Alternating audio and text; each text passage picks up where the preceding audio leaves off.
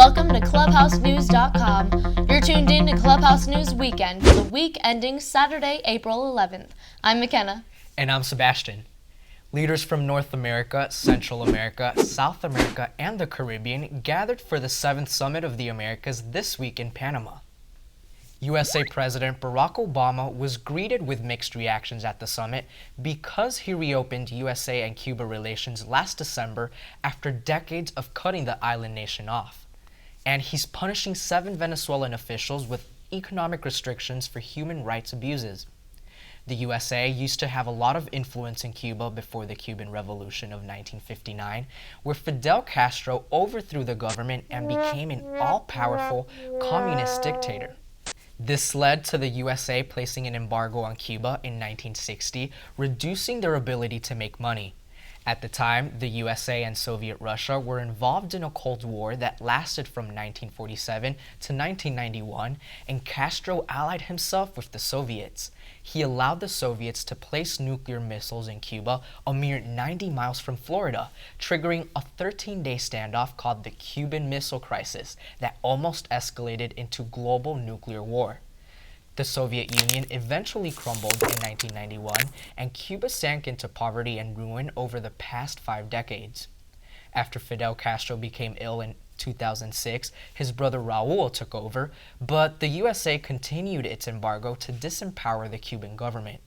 In December, Obama revealed America was reopening its embassy in the Cuban capital of Havana, exchanging political prisoners and easing some trade restrictions. The deal was reached after a year of secret dealings between the USA and Cuba, assisted by Canada and Pope Francis, the leader of the Catholic Church. Obama's decision is controversial, especially among Cuban-American refugees who fled Castro's iron-fisted government and Republican lawmakers in Congress who want to keep the embargo in place. At the Summit of the Americas, Obama reassured leaders that the USA would help the countries be prosperous so long as they respected the human rights of their citizens and didn't threaten America. Captain Wales, Prince Harry of the British royal family, reported for duty with the Australian Army for a month-long stay with one of Britain's closest allies. The prince will be trading in his English muffins for some Australian Vegemite. Prince Harry's military career began in 2005, and he has served 2 tours in Afghanistan. Now he'll be protecting kangaroos and koalas in one of the wealthiest countries in the world. England and Australia formally began their relationship in 1901, when 6 British colonies in Australia turned the land down under into part of the British Empire. They fought as allies in both world wars, and in 1986, Australia gained lawmaking and government independence. Britain's Queen Elizabeth II is still considered the head of state of Australia, and one of her grandsons is Prince Henry of Wales, as the younger son of Charles and Princess Diana, who tragically lost her life in a 1997 car accident.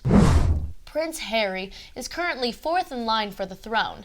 His dad is number 1, his brother Prince William is 2nd, and Prince William's son, Prince George, is 3rd. The USA's Postal Service honored the late author and civil rights leader Maya Angelou with a stamp, but they misquoted her on it. How embarrassing. See, one of Angelou's most famous books is her 1969 autobiography, I Know Why the Caged Bird Sings.